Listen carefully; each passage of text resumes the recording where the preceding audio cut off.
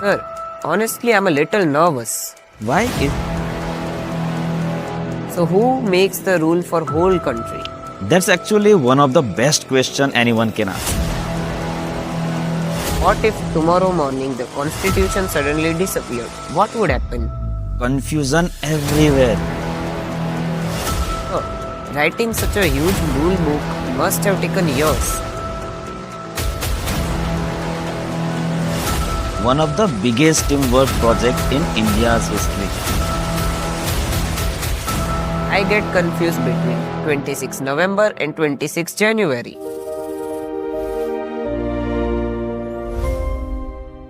Hello everyone, welcome to our school podcast. I am Nakrani Tanish from grade 8 and today we have someone whom you all know very well. Our social science teacher, Priyesh sir. Hello sir. Hello Tanish. Sir, honestly I'm a little nervous. Why is this your first podcast? No sir, it is because I'm interviewing my own teacher. If I ask a silly question, please don't deduct my marks.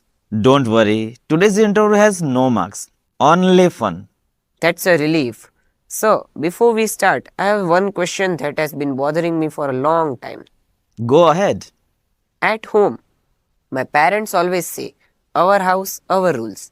In school, our principal says, school rules must be followed. So, who makes the rule for whole country? That's actually one of the best question anyone can ask. Just like every home has rules and every school has rules, our country also has a rule book. That rule book is called the Constitution of India. Today, let's discover why this book is so important, even though many people have never actually seen it. Sir, be honest.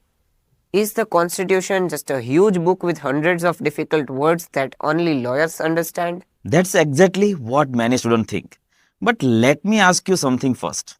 Have you ever bought a new mobile phone? Yes, although I first explore everything myself and then read the instruction only when something doesn't work. Most people do that. Now imagine buying a new phone without any instruction manual. You wouldn't know many of its features. The Constitution is like India's instruction manual. It tells the government how to run the country. It tells citizens about their rights. It explains how leaders are chosen. It even tells different parts of the government what they can and cannot do. So instead of calling it a law book, I like calling it India's rule book. That sounds much easier to understand. So, let's imagine something. What if tomorrow morning the constitution suddenly disappeared? What would happen? Good imagination. Now let me ask you something. Imagine your class tomorrow. No timetable, no class monitor, no teacher, no classroom rules. Everyone can sit anywhere. Anyone can shout whenever they want. How long do you think the classroom would stay peaceful? Maybe 30 seconds. After that, it would become complete chaos.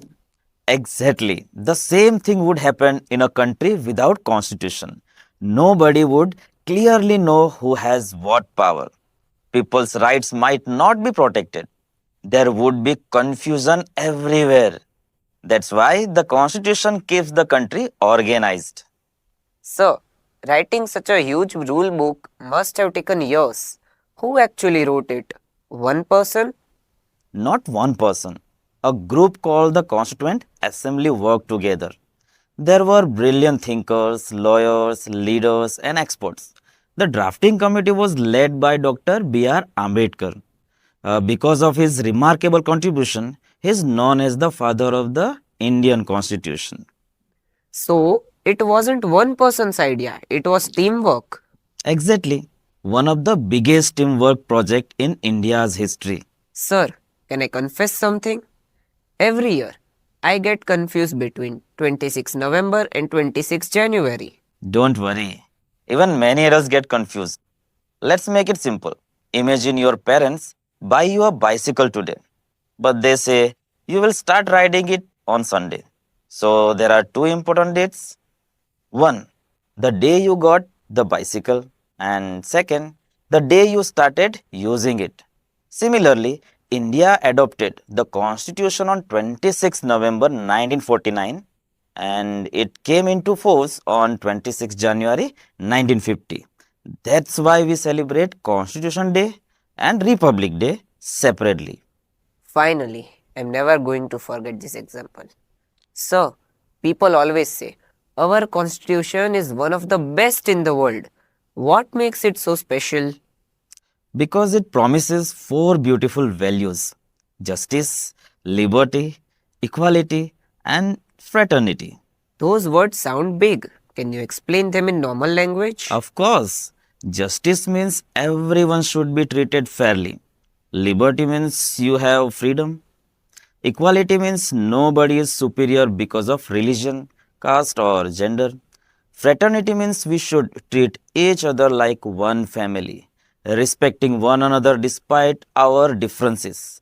If every citizen follows these values, India becomes stronger. Sir, everyone keep talking about fundamental rights. Can you explain them without making us memorize definitions? Definitely. Think of rights as protections every citizen should have. For example, you should be treated equally. You should be able to express your thoughts respectfully. You should be free to follow your religion. Children have the right to education. These rights helps every person live with dignity.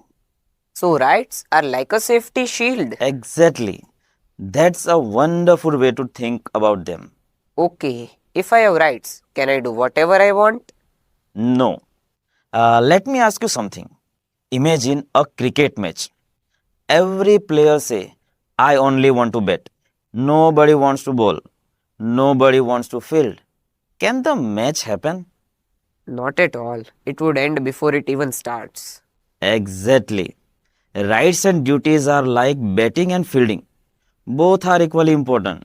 As citizens, we should respect our constitution, protect the environment, respect our national flag and national anthem, and help keep our country clean and united. Sir, many students might think, I am only in grade 8. The constitution doesn't really affect me. What would you say to them? I would say it affects you every single day. When you come to school, your right to education is being protected. When every student gets equal opportunities, that's equality. When your opinions are heard respectfully, that's democracy in action.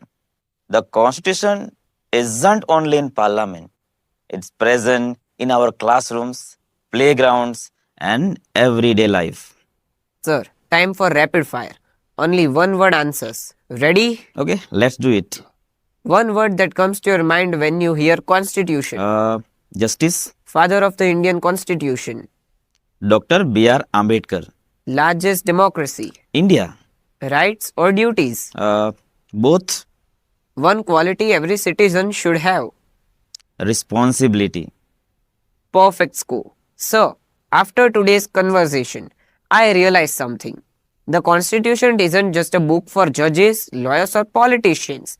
It's actually for every one of us, even students. Absolutely. The Constitution belongs to every Indian. It teaches us not only our rights but also our responsibilities. If we understand its values today, we will become better citizens tomorrow. Thank you so much, sir, for making such an important topic so easy and interesting. Thank you, Tanish. It was a wonderful conversation.